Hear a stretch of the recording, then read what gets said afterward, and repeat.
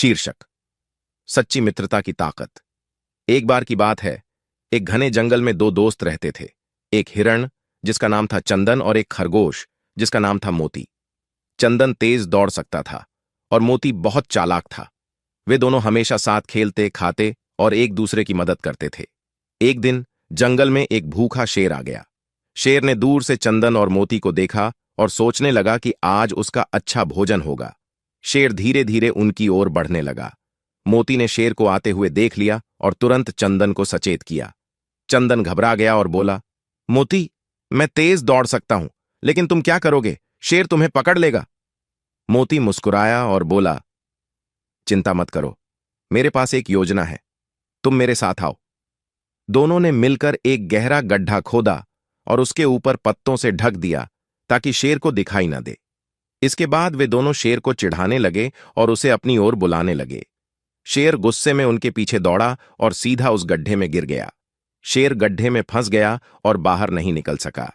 चंदन ने खुशी से मोती को गले लगा लिया और बोला, तुमने अपनी चालाकी से हमें बचा लिया। सच में सच्चे दोस्त हमेशा एक दूसरे की मदद करते हैं। उस दिन के बाद से चंदन और मोती की दोस्ती और भी गहरी हो गई। जंगल के सभी जानवर उनकी मित्रता की मिसाल देते थे और सीखते थे कि मिलजुल कर हर मुश्किल का सामना किया जा सकता है। शिक्षा। सच्ची मित्रता और एकता से बड़ी मुश्किल को भी हराया जा सकता है। शिक्षक का अनमोल उपहार। एक छोटे से गांव में राघव नाम का एक बच्चा रहता था।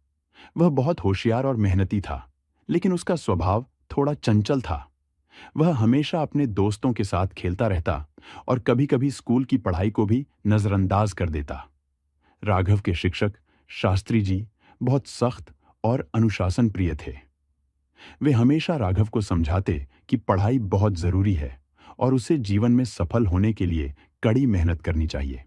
लेकिन राघव अक्सर उनकी बातों को हल्के में ले लेता था। एक दिन शास्त्री जी ने कक्षा में घोषणा की कि वह एक विशेष परीक्षा लेने वाले हैं। जो भी छात्र इस परीक्षा में उत्तीर्ण होगा, उसे एक अनमोल उपहार मिलेगा।